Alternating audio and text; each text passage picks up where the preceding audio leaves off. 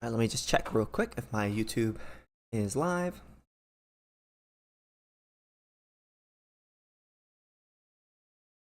All right, we're live. Hey, what's going on, guys? KingSithis here, and I am with my friend Anarcheosis. Sorry, did I say that? Beautiful. You got it. First time. First try. First try. We've been chatting a little bit over the last few days, and he wanted to have a discussion with me about anarcho-capitalist because he is also a fellow anarcho-capitalist. So yeah, man, this is Anarcheosis, man. Introduce yourself, my man. Okay, so I'm Anarcheosis, currently anonymous because if this doesn't work out, I have to return to the workforce. So we'll see what happens. But basically, I just do content about anarchy, capitalism, economics, and philosophy. What got me into this was philosophy. I studied philosophy in college, and it's been a few years since I studied it, and I decided to re-immerse myself back into it. And that made me want to go down the rabbit hole of capitalism and anarchy and more practical ethics. So that's how I ended up here. Not bad, not bad. That's good, that's good. So you wanted to interview me and ask me some questions about some things, right? I'm assuming? Yes. Okay. So it's cool that we agree on most stuff. So we can get into more interesting things, I think. Absolutely. Okay. So first of all, what I wanted to discuss would start with argumentation ethics. And I guess we can start with like a definition, and then you can explain to me argumentation ethics, and then I will give you my thoughts and possible challenges to you on argumentation ethics. Yeah, argumentation ethics essentially is, now I'll admit I'm not the biggest knower of knowledgeable person on argumentation ethics, because generally I don't use argumentation ethics to justify the non-aggression principle.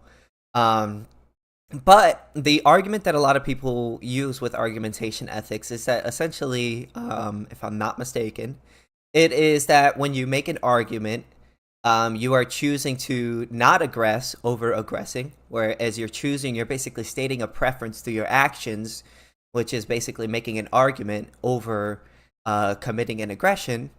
So when you make an argument basically for making an argument, I should say when you're making an argument, you're stating a preference that you prefer to not aggress over making by then aggressing. So if you were to say, I guess, later aggress, you would be going against your earlier claim that you made, which is that you prefer to not aggress over aggressing, which would make you, I guess, hypocritical in the eyes of many libertarian, or contradictory in some, under the eyes of some libertarians. Very true. Yep, and I learned about argumentation ethics first through Scott from Fabian Liberty. I'm sure. Do you know who he is? Yeah. And then, you've met him. Okay, cool. I'm still gonna talk with him. I'm gonna talk to him eventually. I'm excited for that. He's a very dad guy. He's a very daddish guy. Yeah, he's a cool uncle. Yeah, very cool. Yeah. But yeah, so I first learned about argumentation ethics through Scott, and I was like, what the hell is he talking about? And then recently I've been consuming Liquid Zulu content because I've run out of Scott content. And Liquid Zulu is how can I put this nice? He's very precise, and he's very spot on with the things he says. But hearing it from Liquid Zulu, who sounds like he has a better understanding of it than Scott, I've found some things that I find problematic with argumentation ethics, specifically where I think it might just not be helpful in certain instances. And that's why I'm trying to learn more about it. Sure. But yeah, so let me tell you how I see argumentation ethics and then what I think the problem with it is. Yeah. So first of all, what I think it means is that when people argue, they're attempting to persuade each other through reason rather than coercion. Yeah. And by participating in argumentation, individuals are showing a mutual recognition of each other's autonomy and a need for a voluntary agreement because they're having a conversation. And this mutual recognition is and the choice of reason over force implies that there's a preference for non-aggression over aggression because you're having a conversation. Yeah. Now, I think this can be helpful in spotting hypocrites. However, I don't think us as anarchists and libertarians have any trouble spotting hypocrites. I think we have plenty of tools of spotting hypocrites. Absolutely. So what I think the problem of the potential problem of argumentation ethics is that maybe it's just the case that a lot of people are talking fraudulently, right? When we say that we're having conversations and debates, and Scott or Liquid Zulu goes over with argumentation ethics with people that they disagree with, what they're saying is that you can't be advocating for violence if they were acting in good faith. But why are we assuming that they're acting in good faith? I would say that a lot of people might just not be acting in good faith.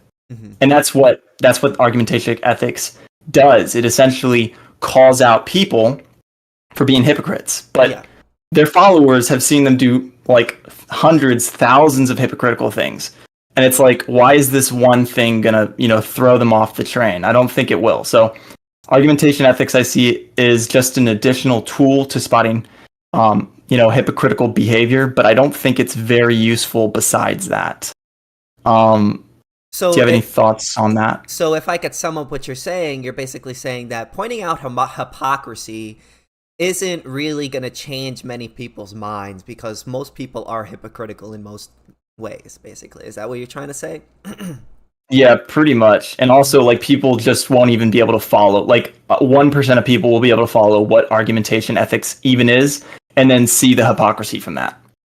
Yeah, absolutely. Yeah, that's the thing about when every individual has we're the only people that don't have hypocritical ethics.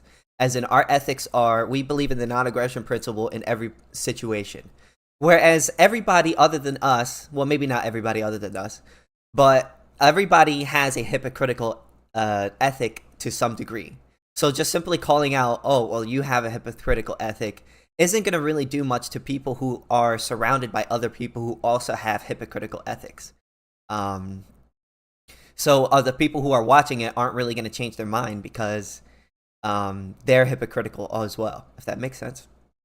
Yeah, it does. And like they don't see it. Absolutely. I mean, if it's ignorance or bad faith, people just don't see it. And so I think that, yes, argumentation ethics is like a really long way of saying they're a hypocrite, right? Mm-hmm. It's just a super long way of saying it. It's like a syllogistic form. And then most people aren't going to be persuaded by that. So even though we're right, mm-hmm. Which we are right. Like Absolutely. If we could put out in a syllogism like all our arguments, we'd be right. Mm-hmm. The question is, how good are we at persuading potential, recruits for anarchism and libertarianism? Yeah, that's the one thing that about anarcho-capitalism is that you sort of have to accept the logical, like our ideology is like a calculator, and every situation that we put into that calculator, that ideology will tell us what to do. So with the non-aggression principle, if somebody punches somebody, we automatically know that the aggressor is the one that's in the wrong. So that's basically our calculator. But the thing is, there are certain situations where people don't consider the aggressor to be incorrect. And so because of that basically makes it very hard for some people to be like, oh, well, to support the non-aggression principle, because a lot of people consider what we would consider to be aggressions to not be aggressions, even if they're not logically consistent in following it. So some people may consider like stealing a piece of candy, even though you're starving on the street, to be considered aggression. But some other people would be like, oh, well, that's not an aggression because he's starving in the street. That person's better off by taking that thing from that other person. So a lot of people have their own way of justifying aggressions and because of that, they can never really accept the outcomes that come with supporting the non-aggression principle just because of their own like hypocritical principles. Agreed. And I think one of the reasons it's so easy for people to justify aggression is because, number one, they don't know what aggression is. Mm-hmm. And number two, they don't even know what goodness is. They don't know what is good. Mm-hmm. I think most people just take certain things for granted, such as Like non-consensual things are always bad, right? Mm-hmm. Until they need to justify the things that they believe in. They already believe in. So it's funny because you always go back to the sex example, the forceful sex, Yes, forceful example. propagation. And And yeah. I understand why you do that, because if you don't go to an example like that, they're just going to keep accepting aggression. So you have to jump to this example, because this is one of their core tenets in leftism, Mm-hmm. is that attacking women in any way is like an ultimate sin. Attacking black people and attacking women, Mm-hmm. those are ultimate sins. You cannot trespass on those things. Absolutely. And it's kind of like So my yeah. conversation that I had with Warmish the other day, where every time that she would be like, or he, I should say, is technically he. Every time that he would basically give me an argument, basically, she would be like, "Oh, well, might makes right," and then I would be like, "Oh, well, if might makes right, well, then obviously that means that if somebody has the might to rape somebody, well, then that means that they have the right to rape someone." No, but that's that's immoral. That's unethical. Da, da, da, da, da. I was like, yes, but your claim is specifically that might makes right. If might makes right, you're not saying that might, if you have the might to take somebody over, therefore you have the ability to take them over. You're specifically saying that if somebody has the might to take somebody over, they have the right to take them over. That basically means that it's good to take them over. And so what I do in that situation is I think of a situation where I know they didn't completely disagree with that, to demonstrate to them that they don't actually really believe that. Because if they actually really believed where that might makes right, they would have no choice but to say, if there are two people on an island and one has the might to rape the other person, that automatically means that the person who has the might could rape the other person. Also, another argument that I make like towards like consequentialists is that people be like, oh, well, if somebody is starving on the street and you know they need to steal a piece of candy in order to or a piece of food or a piece of bread in order to keep going. The consequentialist would say, hey, I think that taking that piece of bread is better than stealing it, because allowing a person to live is a better outcome than a person dying and them committing an aggression. But the issue with the consequentialist argument, and here's my silver bullet for the consequentialist ethic, which is essentially, okay, well, if every single time there's when you have two choices and you have to pick the choice that has more utility or more the best consequences, I should say, well, then I give them this hypothetical. Let's say that we are in a utopia, and in this utopia, everything is beautiful. There's no scarcity. There's an abundance of resources, no wars, no fighting. But the only way to keep this utopia alive is by doing a weird satanic ritual in a basement somewhere that perpetually rapes a child. And if somebody doesn't rape that child, then that utopia will collapse into nothingness. Are you morally obligated to rape that child? And if you were a true consequentialist, you would have no choice but to say, yes, somebody must be morally obligated to rape that child, because the two sides that you have is a utopia or a rape. What is better? What has more utility? Well, obviously keeping the utopia is more utility than raping the child. So if you were a consequentialist, you would have no choice but to say, yes, let's rape the child and keep the utopia going. But as a person who believes in the non-aggression principle, we would say, I don't give a shit about that utopia. If you're upholding a utopia, the only way to uphold your utopia is by initiating an aggression against another human being, well, I'm sorry, then your utopia ought not exist. And that's sort of the difference between anarcho-capitalists and like consequentialists and liberals and people like that, is that there's no situation that you would give us where we would accept rape. There's no situation that you could give us where we would tell you it is okay to initiate an aggression against another person. Whereas with a consequentialist, if you were true in your consequentialist ethic, if you were to ask a consequentialist, is it wrong to rape somebody? Is it wrong to prostitute a child, or some horrific ideology? They would have no choice but to say, well, it depends on the situation. They can't say automatically no, because it really, to them, it matters on the situation. Yeah. Hmm.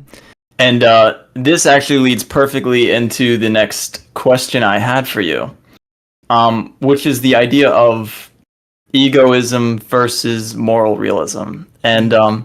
I think I might have some bad news for both you and I.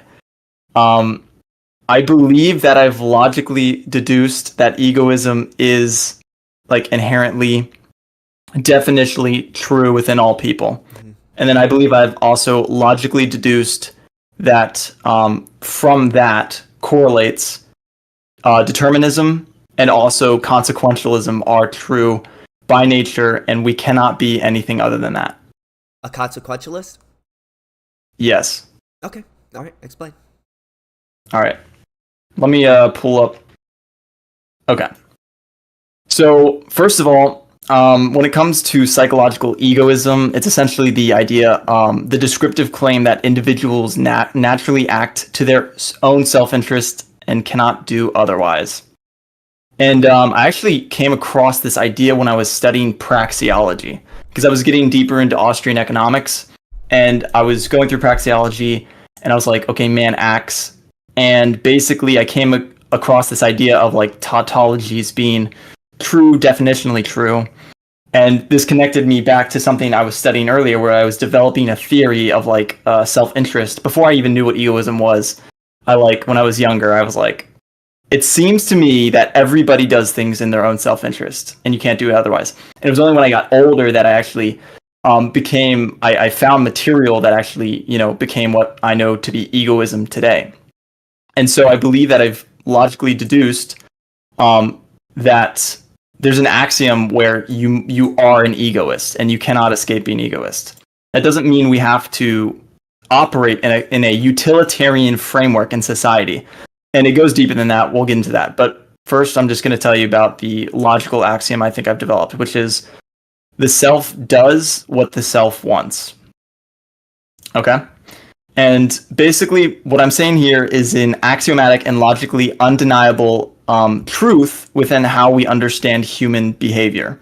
If we understand praxeology, we know that, and as we know, as we've seen autistically Zulu say, you cannot do that which is not your preference. You must always follow through with your preferences, right? It makes perfect sense.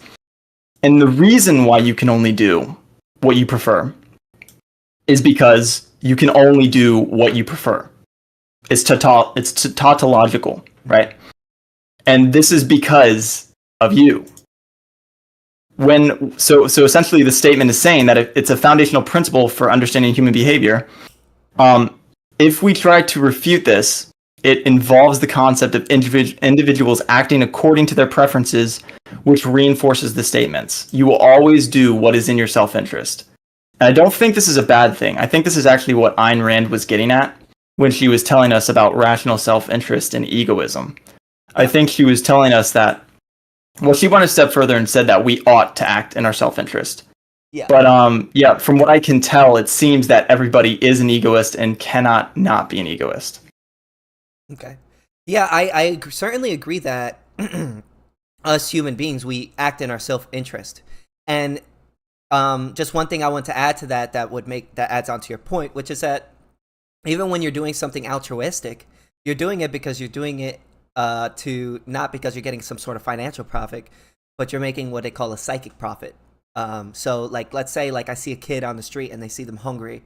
Some people might consider me giving them a piece of food to be altruistic, but I wouldn't have done that unless I saw my situation, unless I felt like I would be better off by doing that than not doing that. So in the end of the day, even if you're doing something altruistically on the outset, it may seem altruistic on the outset, you're making a psychic profit from doing those things. So therefore, in the end of the day, it isn't really altruistic. You're doing something, even though you may be helping another person, you're doing it in your own personal self-interest.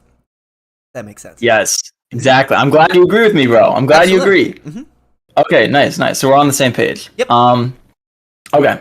And I mean, I don't know if you want me to prove it, but like consequentialism and determinism are corollary to this axiom, because the idea is for determinism, obviously it's very simple. You can't do what you don't prefer. So you are determined to do what you prefer always. Determinism, but does determinism explain that it doesn't mean that you're automatically determined to do something despite your own actions or something like that?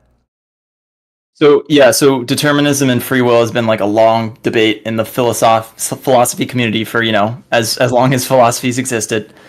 And the idea has always been that either humans have free will or humans are, fated to do what is, what has been mathematically programmed into them by the atoms of the universe. Mm-hmm. And the idea of determinism is that if you can account for every single variable in the entire universe, then you can correctly map out everything and know exactly what will happen, because you can mathematically deduce everything that will happen. Mm-hmm. And I'm personally a proponent of that because I am like a physicalist. I believe that the world is physical and math is in nature, and that's how we understand math, is by seeing it. We see things in nature, and that's what we call math.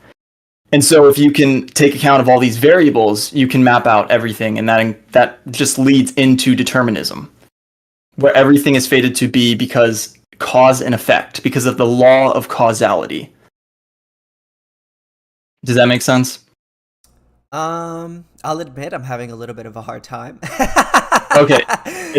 Yeah. And that's because we're kind of getting deeper into like the philosophy part of it, not like grounded in the physical world.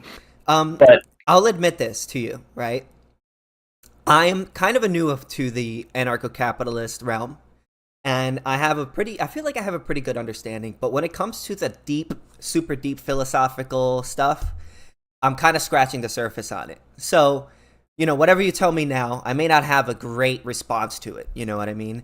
All that, That's totally cool, bro. Yeah. So, that's totally cool because I wouldn't say specialize, but I have studied more philosophy than I have anarchism. Yeah. And I'm sort of new to anarchism. I've only been researching about anarchism for like the past 2-ish years. Like I've been watching content creators and like learning and researching about anarchism, but like beyond that, I've been studying philosophy. Cool. So I'm new to anarchism also. I'm just finding it's interesting because I'm finding how philosophy and anarchism really interact, and this is one of those things that I found out. But determinism, it really doesn't matter in the end, because even though determinism exists, we still have choice. We have the thing that we call choice. So if anybody tries to make an argument of determinism against you, just always know that there's a thing that's called choice that we don't fully understand that is within determinism. Okay. And that's still the question of, like, is that free will or not? Mm-hmm. And it's like, we do have choice. The question is, do we have free will? Whatever. Mm-hmm. But so that's determinism. Okay. And then the consequentialism one is very easy too. Essentially, it just means that if you're taking the logical axiom, the self does what the self wants, you essentially come down to, I've got a small syllogism, but it's essentially just the self always acts to achieve what it values most at the moment. And then what the self values most are the outcomes or consequences of actions, meaning what you value is the consequence of your action, because as per the preference that you have. And then an action is chosen because its expected outcome aligns with what the self values most. And then finally, individuals are inherently consequentialists because they act based on the outcomes that they value. So that's a long-winded way of saying that in the same way I said that the self does what the self wants, individuals will do the things that they prefer. And that's the consequences. The consequences are the things that you prefer. Okay, but the thing is, you don't always know the consequences of every action before you take it, right? Wouldn't someone say that? No, but you have something that's motivating you to take an action. As praxeology says, man acts purposefully. The reason man acts is because they have things that they value. And so I would say that consequentialism leads in here because you are going after the thing that you value, and you will do whatever means that is required to do the thing that you value, no matter what. So, for example, for libertarians, this would be that the thing that libertarians value is freedom, and their means of achieving freedom is the NAP. Okay. And so we can still be consequentialists. But now what we're doing is we're using consequentialism and we're using the NAP as a vehicle to achieve our means of maximizing freedom in the world. And that's why I don't think it's bad to be a consequentialist. I think it's bad to be a utilitarian, because a utilitarian is a subcategory of consequentialism, where you attempt to achieve, maximize pleasure and minimize pain. But consequentialism just means maximizing the thing that you value. I think that the problem is most people value pleasure and pain, and what we should be valuing is freedom. So if I could reiterate what you said, your issue is not with consequentialism, because consequentialism is just choosing the outcome that you feel is the best. What your issue is with utilitarianism, which is choosing the outcome that we believe has the best utility. Yep, that's correct. And because we believe in the non-aggression principle, we're always going to choose the action that conforms with the non-aggression principle, because we believe the consequences of not following that non-aggression principle is worse than following it. Is that what you're trying to say? That's exactly right. And this gets deeper into things like the purpose of life. I won't get too deep into this because it's very complicated, but okay, can I say something real quick? Yeah, go ahead. So it seems to me that my argument that I made before is not really an argument against consequentialism itself, but more utilitarianism. Yeah, is that what you're trying to say? So the whole like utopia child situation. You could be a consequentialist and still accept the non-aggression principle, but only a utilitarian would have no choice but to say the child must be raped. Is that correct? Yes, that is correct. Okay. Well, that makes sense. Yeah, that makes sense when you explain it in that way. Okay, go ahead. Yeah. And I think this is the big discrepancy, the big difference right here. I think that libertarians are looking at life as something far deeper than other people are. People are looking at it very surface level. Mm-hmm. People look at life as like pleasure and pain. It's like the entire point of life is to, have the most amount of pleasure and have the least amount of pain. You want to be rich, you want to go on vacations, you want to travel around the world, you want to do things that you enjoy. Mm-hmm. And this is pleasure and pain. But I think the libertarians get deeper into the idea of life might not necessarily be about that. And I've been developing this theory where I've been trying to prove that freedom is the point of life. And the reason I feel so strongly about this, and I'm sickened to the stomach that I can't create a logical truth for this, mm-hmm. is that throughout human history, there's something that people have always strived to achieve, and that is freedom. There's been revolutions fought, wars fought, all for this thing that we call freedom. And we can't exactly pin down why that is. Why do we fight the Civil War? Why do we have the French Revolution? Why do we have the United States Revolution? It's because people want this thing that we call freedom. And I believe intuitionally, which I hate saying because I hate intuition, but I believe intuitionally that freedom is more valuable than life. And that's because a life worth living is a life that is free. And that's why people will die for freedom. Yeah. Yeah, because living a slave life is, for some people, would be worse than death. Yes. Mm-hmm. But some people are okay with living as a slave. Yeah. As long as they're safe. I think it was Michael Malice who said this. He said something to the effect that people would be okay being people would rather be safe than free.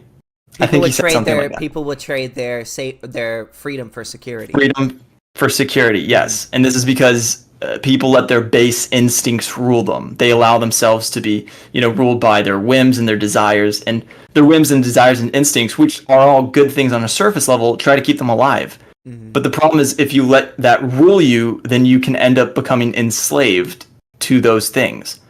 And that's not the point of life. The point of life is something deeper, I believe. But yeah. Any thoughts on that before we move on? My only thing about that is, if people choose to be a slave over being freedom, I would argue that people prefer life over freedom in many situations. Because the first thing that a lot of people value is life, and then if they don't have that, well, then they can't have freedom. If that makes sense. It does. Mm-hmm. Yeah, and that's all I want And to say about that.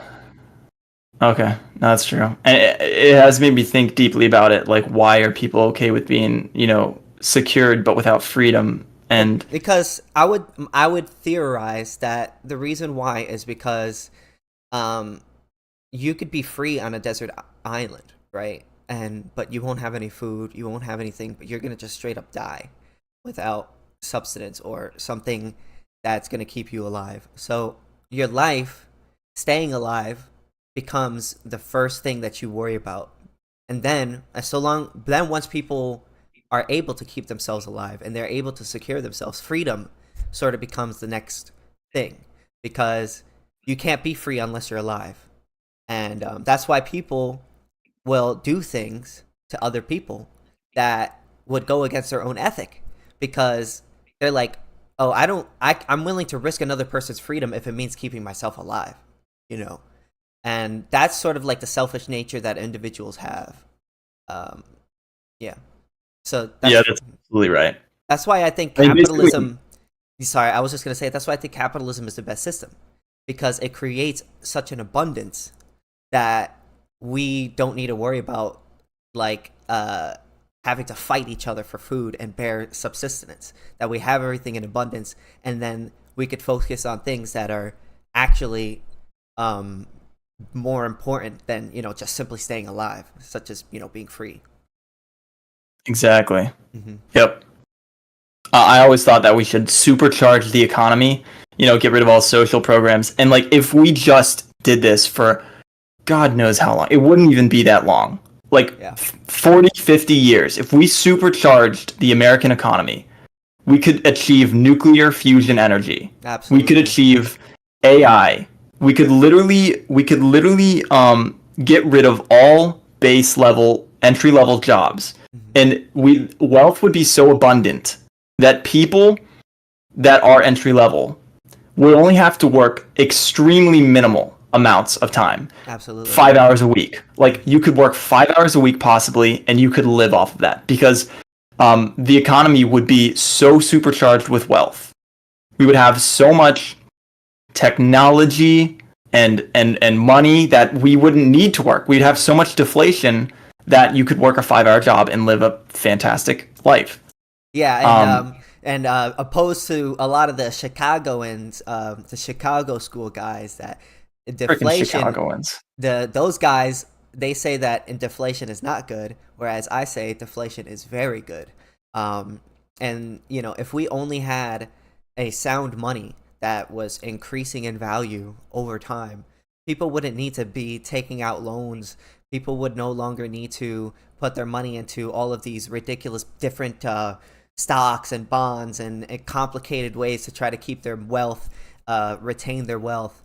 The state would no longer steal our money, because that's the main reason why we have inflation, is because the state prints out a shit ton of money, deflates our currency, and then uses that as to buy what they want.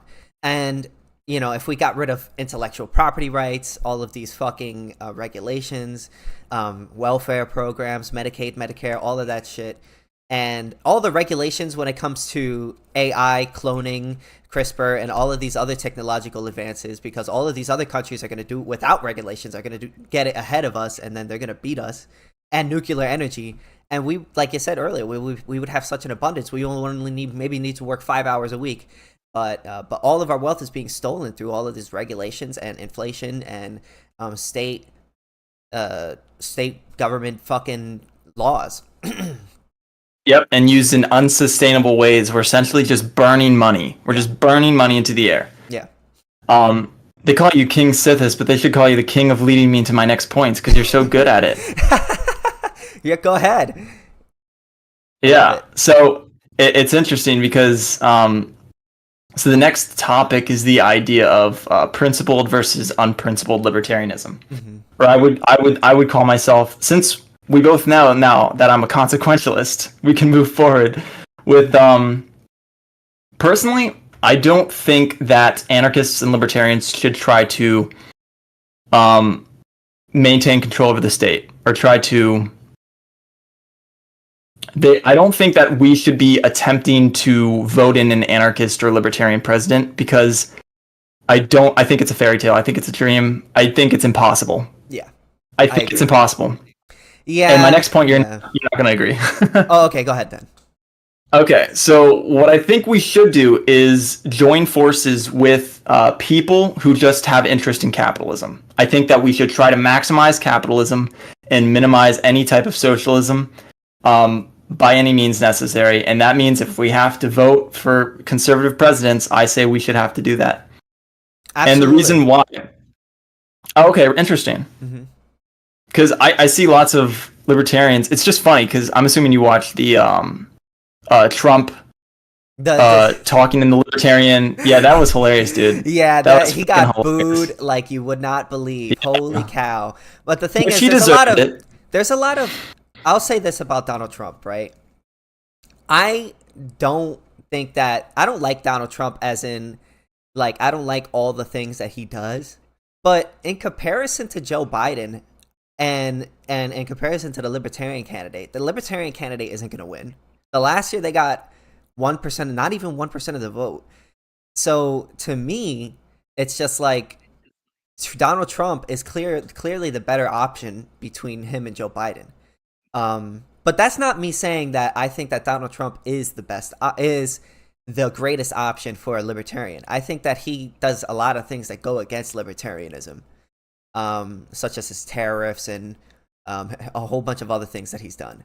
But yeah, but again, I don't think there's anything wrong with the libertarian voting for Donald Trump because he's the lesser of two evils. Like it's kind of like Liquid Zulu makes an excellent point where he says there's nothing wrong necessarily with voting. And the reason why there's nothing wrong with voting is because let's say that you're in a really fucked up situation where somebody comes into your house and they say, hey, I'm going to shoot your brother or your sister. You got to choose one, you know. Obviously, in that situation, it's not your fault that the person who gets shot gets shot. They're giving you there's a hostage situation, which is the government. They're forcing us into a situation, and you have either a choice not to choose, whereas somebody is going to get shot, or to pick somebody. And so there's nothing wrong with making that choice, you know, because it's not the person, you're not the one committing the aggression. It's the state that's committing the aggression. It's the state that's making the choice, essentially, to do that thing. It's just putting you in a situation where you have no choice but to make a choice. So, if that makes sense, does that make any sense? So, because it does, forcing us to become consequentialists. Yes, in that situation, forcing us because if we don't pick either of those things, we're going to lose everything. Absolutely. So this is why I would consider like a pragmatic libertarian approach, and it's because that I don't think we are ever going to take control of the White House. I think that we will win in the future, but it won't be through politics. It's going to be through technology. That's how we're going to win. Yeah. I think what we should do, personally, I think we should just try to push for more libertarian-leaning Republicans. The Republicans aren't that far off from libertarians in terms of our ideology. They're very free market. They're very freedom oriented. So if we could just get more libertarians to try to get into the Republican Party, and maybe, you know how they have like the progressive wing of the Democratic Party, and then they have the normal wing, and then they have this wing and that wing. We should have that with the Republican Party. There should be a group of libertarians who are in the Republican Party that fight for what libertarians actually believe in. And I feel like that's the best way of actually going through things. You know, I don't think that the people who are pushing for the Libertarian Party are necessarily wasting their time. I think that what they're doing is good and they mean well. But just me personally, I just don't really see it working, personally. Like, I just don't. Like, at least now, anytime soon. So I feel like we kind of have no choice but to sort of work with what we got, if that makes any sense. It does make sense. And, I mean, it's just what it is. It's like we're not going to win the state. It's never going to happen. We're such a small group of people. And what we need to do is keep we need to keep the nation from collapsing. Essentially, is what we need to do. What I want to do is hang on to life support as long as we can, while we're creating competition to America. That's what we have to do.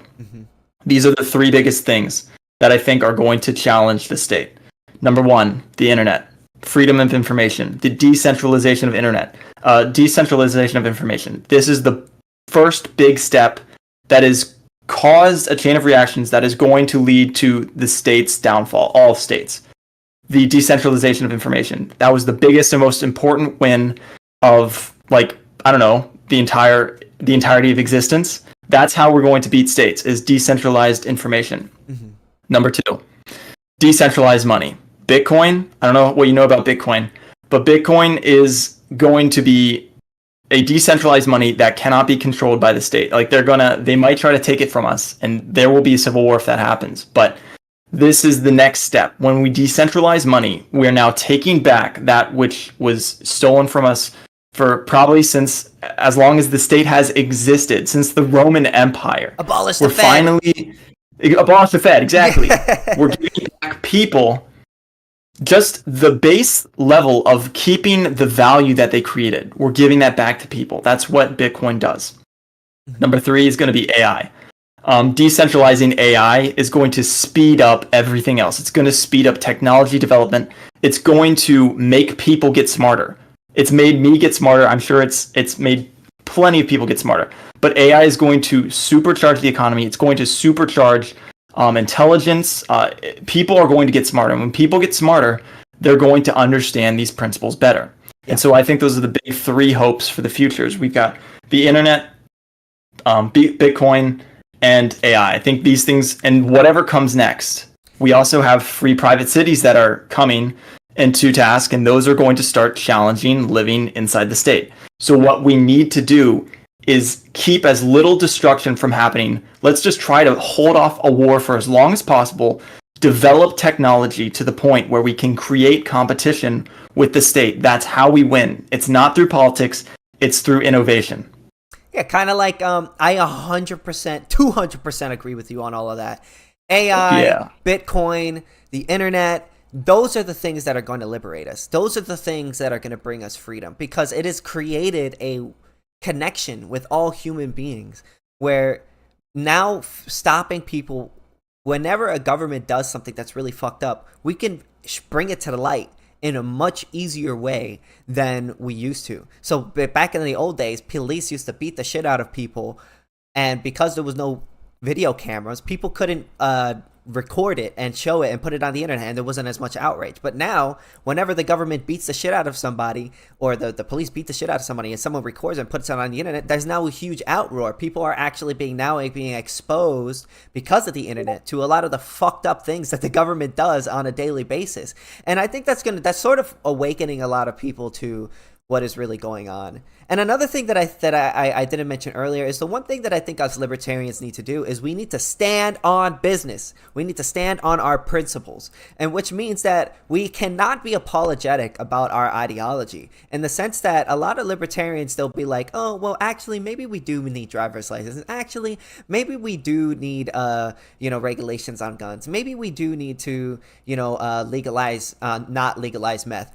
The issue with all of these people is they're not fully holding on to their principles. As a libertarian, we need to go around and be like, of course I support legalizing drugs. Of course I believe in legalizing prostitution. Of course I believe in freedom. Of course I believe in abolishing the Fed. Of course I believe in all of these things. And we need to be more unapologetic with our ideology. And I feel like that is going to get us a lot more respect in the political sphere, because a lot of these progressive people aren't being apologetic about their ideology. They're being very forspoken about all the fucked up things that they want. You'll have people on Twitter just saying, yes, we need to tax the rich. Yes, we need to eat the millionaires. Yes, we need to take away guns from people. They're not apologetic about that. They're cheering themselves on when they say that thing. Whereas I feel like with a lot of libertarian people who run for office, they're very apologetic about their own ideology, and I think that's what absolutely holds us back. Yeah, no, I agree. I think we need to start. I think we need the pendulum to swing back. I think we need to start taking charge, taking responsibility. I think it's happening because we have very powerful right-wing icons that are starting to come to the surface. First, we had Jordan Peterson. I think that was probably the first domino to fall. Jordan Peterson has been like, he's a meme at this point. He's an icon. He's a world icon because of, like the things that he says, clean your room. Everybody does the frog voice. Yeah. But he's become an icon for telling men to do what's right, do their duty, find purpose. And then that's sort of created this entire idea of now we're going into like subcategories, sub-factions. We've got the red pill rising up. We've got all kinds of different establishments popping up of, young men trying to, take back their lives, which has been stolen from them, from the state, which has been, trying to repress our our manhood for us for so long. And so that's another thing I think the pendulum's going to swing back. I hope that it's not right-wing authoritarianism as certain people might want. For example, Andrew Wilson. But yeah, I mean, but you know what? That's why I think like, I hate to bring this guy up, but like Andrew Tate got so popular because even though what he was saying was a little bit outrageous, yes, women are property, yes, I should be allowed to do this to it.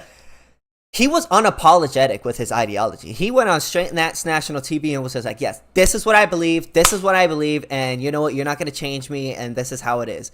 And that's, I think, that's what got people to sort of gravitate to him. This unapologetic ideology. Like, he was not that afraid. And they're fucking hilarious. And he's fucking hilarious with his memes and shit.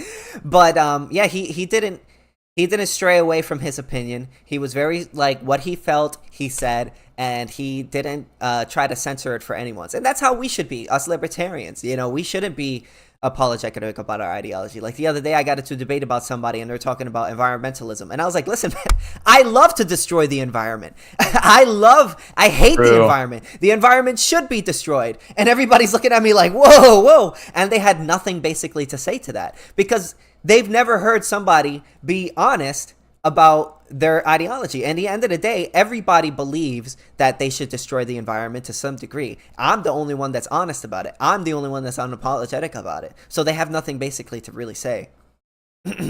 Agreed. And we won't linger on this too much longer, but I think it's wholly ironic that the people will always blame the big companies and the rich people when the people who are destroying the environment are them, the consumers. And China. Because China. But that's a government. That's the state. It is a government. Yeah. But the thing is, when you hire a killer to kill somebody, it's not the killer's fault entirely. It's your fault for hiring the killer. The consumers, which will not change in a socialist or communist state, will still want products. They will vote with their money. It's going to be a horribly inefficient system, but they will still choose the same things. They'll say, wait a minute, you didn't say anything about no electricity. I want electricity. Wait, we have to like go to a well like 100 feet from our house? Like we don't get plumbing?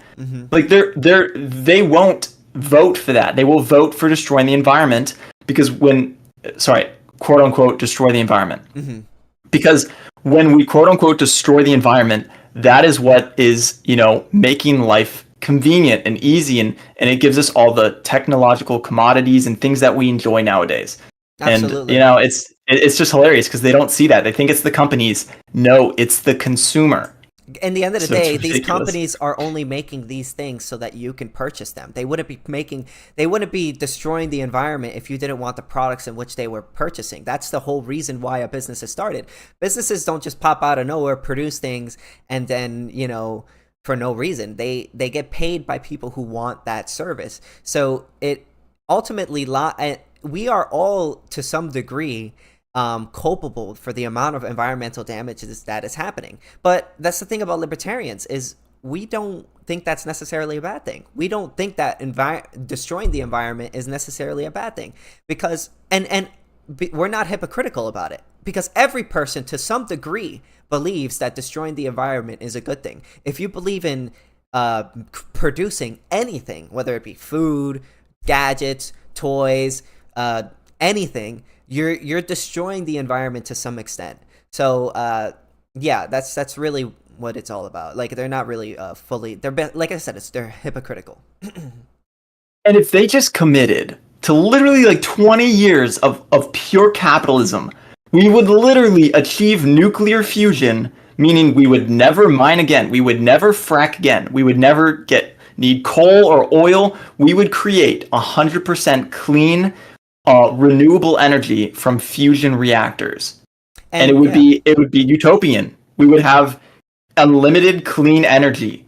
So it's ridiculous. If we just supercharge technology and research, we could do this. But you got to hold us back, and the problem is the state basically gives companies a certain amount of waste in which they're allowed to put into the air, and they allow them to do that. They don't make them pay for the waste in which they are destroying. So in a libertarian society, if you're destroying the air, you would have to pay the people whose air you are destroying. If not, you wouldn't be allowed to destroy that air or pollute that air. So when you are paying for the pollution in which you are creating, that creates an incentive for private companies to make sure that they minimize that cost as much as they can. But the issue is most companies aren't paying for the pollution that they're using. So because of that, they don't really have to worry about the consequences that come with it. They don't have an incentive to be the most cleanest that they can be. That's why a bunch of people believe, oh, well, we have no choice but to put this regulation, that regulation, this regulation. But it isn't regulation. What we should do is make them pay for the pollution that they make. And if you make them pay for the pollution that they make, they will do what they can to reduce the pollution that they make, because companies are at war with waste. Waste is a terrible thing for private companies because waste makes them lose profit, and pollution is waste. So when you create when you make it expensive for them to create waste, they will do everything they can to turn that waste into something profitable. And over time, you will see more and more environmentally clean ways of creating goods and services, because they have to pay for the pollution that they create. That's how it would work in a libertarian and Ancapistan. But that's not how it works with right now. The state would be like, here's a permit, you could pollute this much. Here's a permit, you could pollute this much. You're only allowed to permit this arbitrary amount of pollution into the air. And it's never going to work to stop the issues that these people actually have.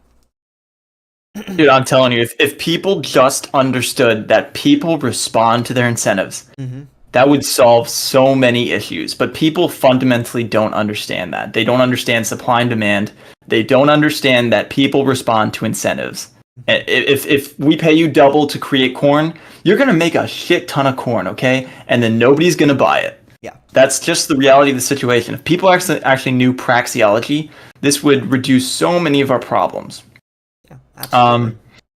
But so moving on to the next topic, which is Dave Smith versus Andrew Wilson. Okay. Did you watch that debate? Do you know anything about that? I did not. And I'm not very familiar. I have not really familiar with Dave Smith that much. I know that he's like a comedian libertarian, but yeah, I'm not very familiar with him, I'll be honest. Okay.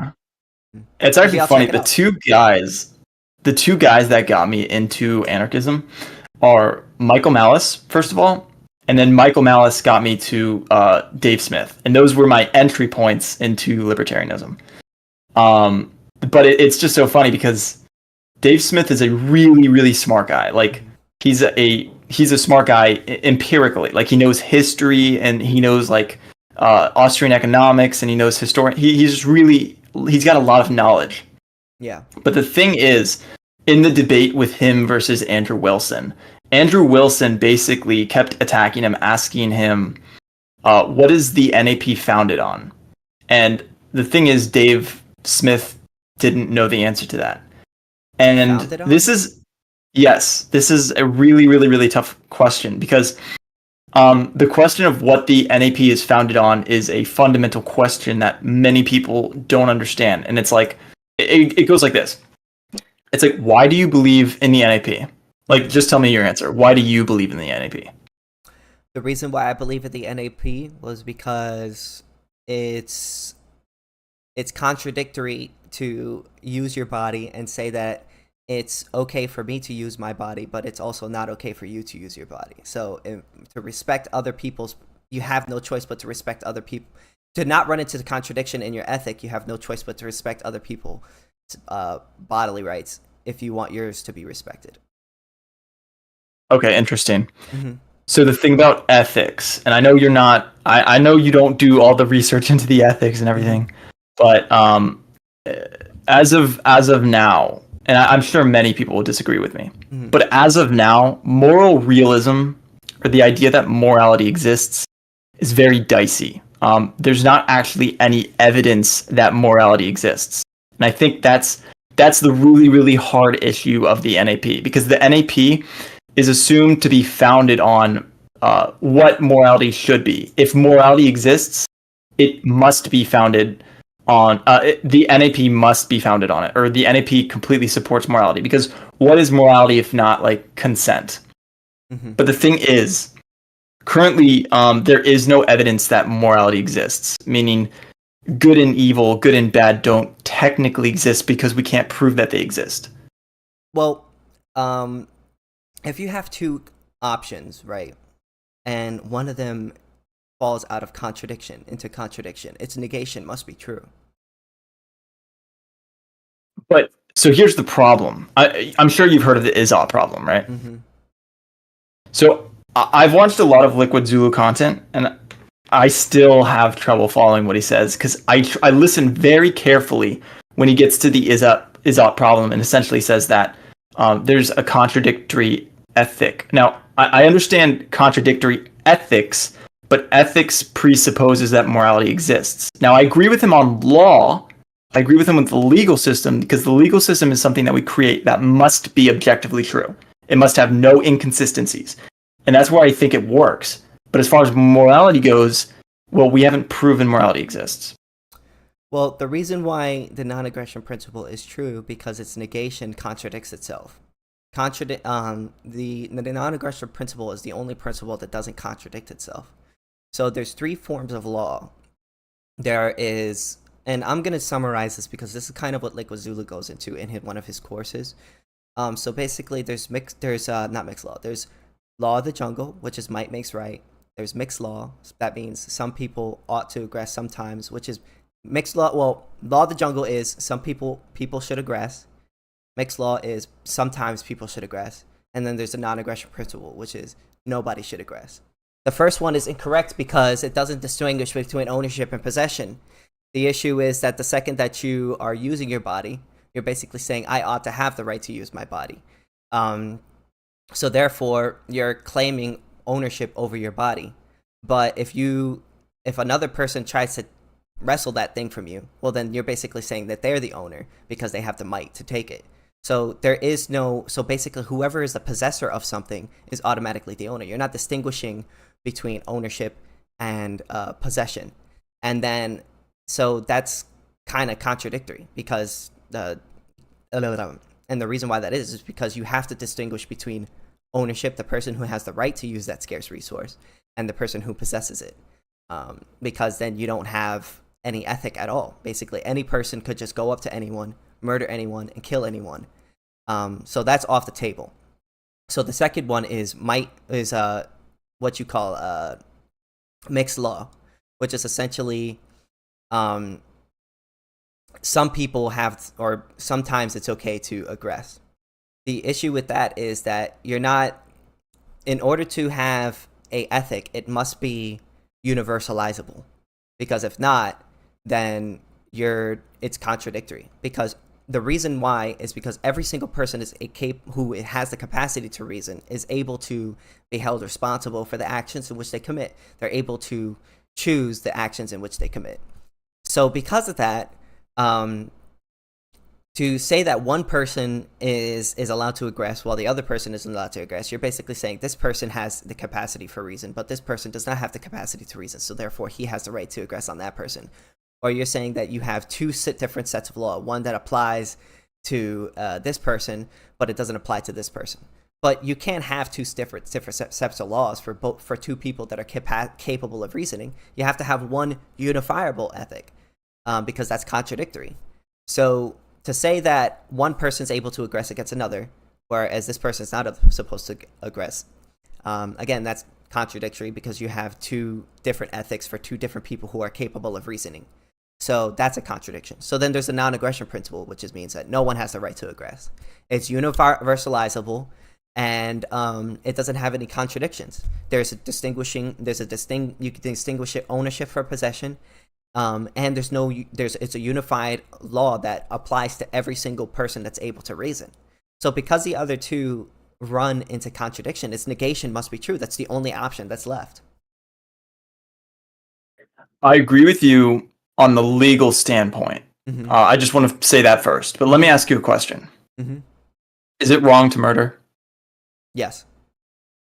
Why?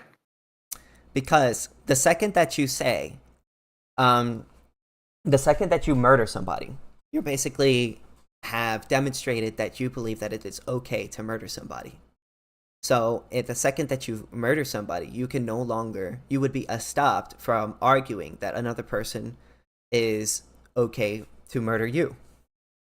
Because you've already demonstrated through your actions that you believe that murder is an acceptable action. So that's the main reason why it's wrong, because the second that you try to go against the consequences, you would be contradicting yourself.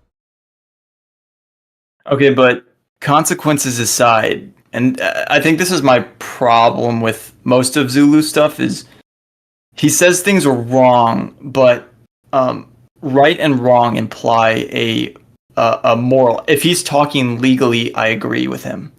But if he's talking morally, I get what you're saying. I can't agree with him. Yeah, Okay. So if we say from a non-legal standpoint, is murder wrong? You would have to say, yes, murder is wrong. And then I would ask you why.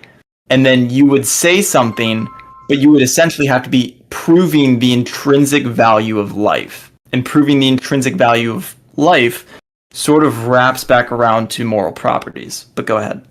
Yeah, you're right. Maybe instead of saying wrong, what I should have said was illegal.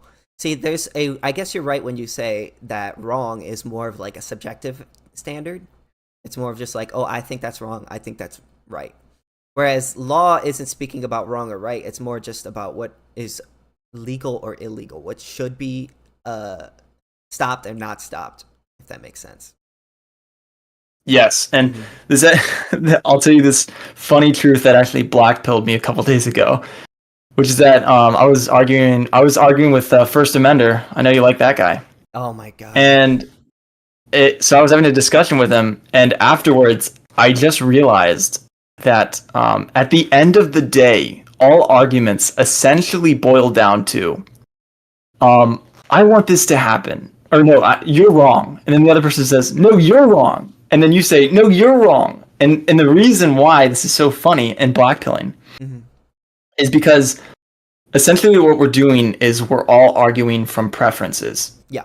And that really disgusts me as someone who values logic above all, because I want to create logically valid answers. And that's why the is-ought gap disgusts me as well, because we have not created a genuine deductive case for why someone ought to do anything. We don't know. It's just because we would have to understand like what the purpose of life is. We would have to know that in order to know what morality is. And that's probably one of the hardest questions of existence.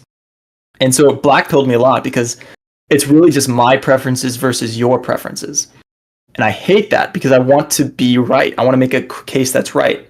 And the only thing I can really argue is that in a society of libertarianism, what we will have is we will have more freedom, and more freedom leads to more prosperity. And that still disgusts me because this is still a pain and pleasure calculus. And that's why I wanted to develop an idea system where the thing that we should value most is freedom, not pleasure and pain. But that's another conversation. Yeah, I think that if you want a more of a in-depth argument for the non-aggression principle being true, I urge you to listen to Zulu's course on the matter, and the mixed law and also argumentation ethics. I think he makes a pretty good point, and because contradictions are false. I'm sure me and you can agree with that. So if there's Correct. only 3 options and the other 2 options are false, its negation must be true, you know? And that's sort of where we get our objective morality from. You know, it isn't that we look at the non-aggression principle and we be like, oh, it's true. What we're doing is we're proving the other principles incorrect, and then because the last one is without contradiction, it must be true. And he goes super deep into it in his course. I've read into it, but I couldn't explain it as well as he can in his course. Interesting. Mm-hmm. Yeah. It's a dicey conversation, and definitely one that requires like a full fleshing out of how to understand it. But if you want, that's currently my problem. You can actually talk to Liquid Zulu. I know you can hit him up in his Discord or his website, and there's ways that you can actually have a conversation with him. He's a nice guy. I actually messaged him on Discord and X. I'm still waiting for a response. I don't know if he's AFK right now, like what's happening, but yeah, I'm trying to set something up with him. Currently, I'm sure he'll get back to you on it. I know there's. I'm pretty sure there's a way on his website where you can hit him up. But I looked all over his website. First of all, it's slow as frick, but also I looked over. I couldn't find any like messages or emails or anything like that. Maybe I'll hit him up on your behalf. See if you could. I would appreciate that, bro. I appreciate that. Yeah, no problem. Anything else? Yeah. I don't know how much time you have left, but I'd like to ask you a few more questions if it doesn't take too much of your time. No, please. Okay. So I'll ask you not as difficult questions as I asked before, but we sort of already talked about your justification for the NAP, but so I'll say that we can agree on the legal system. We can agree that a legal system must be objective, and the only legal system that is completely consistent is a justice system that incorporates the NAP. We can agree on that. I'm still not convinced that we've closed the Izzat gap and created an ethic from deductive logic, but that's a different conversation. Mm-hmm. So I'll just ask you, what is your justification for private property? Well, the justification for private property is that every system, no matter what, believes in private property, regardless of what system you're under, whether you're a socialist, whether you're a communist, whether you're a right-winger, left-winger, this side, that side. Every system assigns property rights. It's just how you assign property rights that distinguishes libertarianism and other groups. So, for instance, when it comes to like socialism, they assign property rights to the bourgeoisie, right? When there's a dispute. So when there's like, for like racists, they'll be like, oh, the property right would belong to the white person as opposed to the black person. For this group, they would say this group, or for like Christian people, they would say the Christians over this group. So the difference between like libertarianism and like all these other ideologies is we assign the property right to the individual who doesn't violate the consent of others in order to get that private property, because our ideology is mainly based on consent and not violating other people's consent. So that's why we believe very strongly in homesteading and self-ownership and voluntary transaction. So if I could explain self-ownership, essentially the reason why you own yourself is because you are yourself, you are your body, and you are in control of your body. So because of that, when you use your body, you're also saying that you have the right to control this scarce resource. And by using your body, you're not violating the consent of another person. And for another person to use your body, they would necessarily have to violate your consent. So it must be that the person that is inhabiting the body is the person with the best link to that scarce resource. And we assign property rights to the individual who has the best link to that scarce resource and hasn't violated other people's consent in order to get it. So and then it goes to like voluntary transaction. You have to voluntarily transact something with somebody. That's another consensual transaction. Then there is homesteading. A lot of people would say property is theft. But the issue with that is that it's a stolen concept, because you're saying that if something is theft, somebody must own that thing. But if nobody owns it, then who are you stealing from? You know what I'm saying? If property is theft, who are you stealing from? So it's a stolen concept. You have to believe in ownership in order to believe that somebody is able to steal it.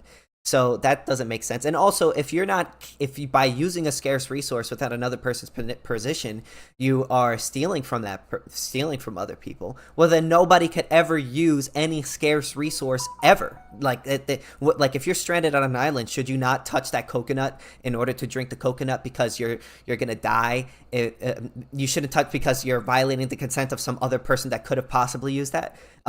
And you could make that same justification for that other person. So the only way to have a logical property ethic is to believe in homesteading, because otherwise, then nobody would ever be able to use anything. So that's the reason why I believe in the libertarian principle, the libertarian view of private property rights. Because, like I said earlier, everybody believes in property rights to some extent. Agreed. I think, yeah, you're making a good point where you're basically essentially going back to the legal system and saying that if we had collective ownership, that would be an inconsistency in the law and it would lead to conflict. And I would agree with you. I try to get more on the consequentialist case where I try to put myself in their world and tell them, okay, we've got two options. We can have private property or we can't have private property. And there's no in between. There's no freaking in between. Although I've noticed a trend where leftists will always, and statists will always argue for an in-between answer. They will always do this because they want the best of both worlds. Mm-hmm. And this is inherently arbitrary, as you already know. Mm-hmm. As the law of the excluded middle says, you cannot have something in the middle between yes and no. You can't do it. It doesn't exist. Yes. And the way I try to justify it is by saying, okay, we can have private property or we can have public property. Mm-hmm. And there's no in between. And there's a very big problem with public property. Who does public property apply to? Does it apply to everybody in a certain area? No, if you say public property applies to everyone, it applies to everyone in the entire world. So this means that every single person who has ever lived, does live, and will ever live communally owns the earth and every single resource in the universe. And they will try to draw arbitrary lines, but those lines are arbitrary because you can't have something in between yes and no. And so the argument that I would say is something called reductio ad absurdum, where if we had collective property, what would happen is that we would have to vote globally on every single thing that happens, and we would all die from starvation. Absolutely. But the problem is they won't ever agree to that because they'll just make some arbitrary line, which is arbitrary. It's on their whims. In fact, I have an excellent little cartoon here. I sent it to you in the messages, but not cartoon, but picture, that explains why collective ownership does not work. And so I'm gonna just show it to you real quick. Is that okay? Yeah, go ahead. So you see the picture? Yeah, I have it up. Yeah, so scarcity exists. Scarcity implies the possibility of conflict. Conflict describes a situation in which two individuals have mutually exclusive actions with a scarce good. Ownership refers to the right to control a scarce good. Joint ownership describes the situation in which two people have the right to control a scarce good. If two people have this right, then they are unable to resolve disputes. The ability to resolve disputes is the sole purpose of ownership, so therefore the concept of joint ownership in itself is invalid on the basis of being self-contradictory. Question 1. Person A and Person B find themselves on a deserted island and each agree to jointly own a particular stick. Person A wants to use it to transform it into a spear, and Person B doesn't want it to be transformed into a spear. Each of these desires exclude one another, so who has the right to exclude the other person's outcome? So there's three possible answers in which somebody can choose. Person A is justified in turning the spear into a stick, which implies that he is the owner, since his use excludes Person B. Person B is justified in preventing Person A into transforming the spear into a stick, which implies that he is the owner, since his use excludes the other person's. If neither Person A or B are justified, then neither are the owner. The conclusion is that collective ownership is a contradiction, because if both owned the scarce resource, neither would find themselves in a situation where being excluded from using it would be considered to be justified. So the issue again with collective ownership is, to explain it briefly, is that if two people own a particular stick, and the reason why we have property rights is to settle disputes. So for instance, if me and you have a dispute over a scarce resource, the person who you believe ought to win, you're basically saying this person has the ownership over the scarce resource. This person has the right to exclude the other person from that scarce resource. But if they both collectively own the scarce resource, then neither of them could possibly exclude the other, because then the other person would no longer be the owner. They're both the owner and not the owner. It's A and not A, which is a contradiction. So that's the issue with collective ownership. It doesn't settle disputes. So property rights must be individual. Because when there is a dispute over that scarce resource and being used as exclusive actions, only one person can win out in that dispute. And libertarians believe that the person who is the first comer or got it through voluntary transaction is the property right owner. So in that dispute, it would go to that person. Yeah, very true. And I would describe it differently. What I can tell from you in your approach to this is that you are always talking within a legal perspective. Yeah. And I think most people probably don't understand that. They think that when you say contradiction, they're saying, what are you talking about? What contradiction? You're talking about a contradiction within the legal system. Yes. And the point of law is to solve conflict, as Zulu always says, as you've said Settle in the disputes. past. Exactly. And so I would just word it differently. The way you say is fine. I would personally word it differently, saying that conflict exists in the world. And the thing is, if we don't abide by this example that you just showed, we will have conflict. And conflict is bad for everyone. Yes. And this is the way the consequentialists would see it, and the whimsy-dimsy, flimsy leftists would see it. Is they would see it as they need to understand that conflict is a bad thing, and we all have to agree that conflict is a bad thing. And if we don't negotiate, we have to war. We have to go to war. And war is bad for everyone. So this is the reason why we can't have contradictions in a legal system. Because if we do, then we will naturally just lead to conflict. That is conflict inducing. Absolutely. If you don't know the law, if the laws are so complicated, you could break the law and not even know it. You've initiated a conflict and you don't even know it. That's why our laws need to be simple. They need to be easy to understand, and they need to be universalizable. Because if it doesn't apply to everyone, well, then you have different groups of people that have different rules, even though we're all capable of reasoning. So to me, that's just a contradictory legal system. We must have it to be universalizable. It must be universalizable. It must apply to all people. Absolutely true. So funny, we actually ran out of questions, but no problem. That was good. That was fun. You know what, man? I like you, man. And I think that we had a good conversation, man. I hope it would be cool if maybe we debated together. That would be pretty cool. I had a 2v2. Yeah. I heard you send me. I saw that message, and I was curious what exactly you mean by. So I've seen dual debates before. I've never participated. I've only debated like literally twice since I've created this channel. So that doesn't mean I'm not a good debater. It just means I don't have experience in public debates. But I'm definitely interested in doing debates with you. What would that look like? Absolutely. You seem to me to be very well spoken. You seem to know your shit.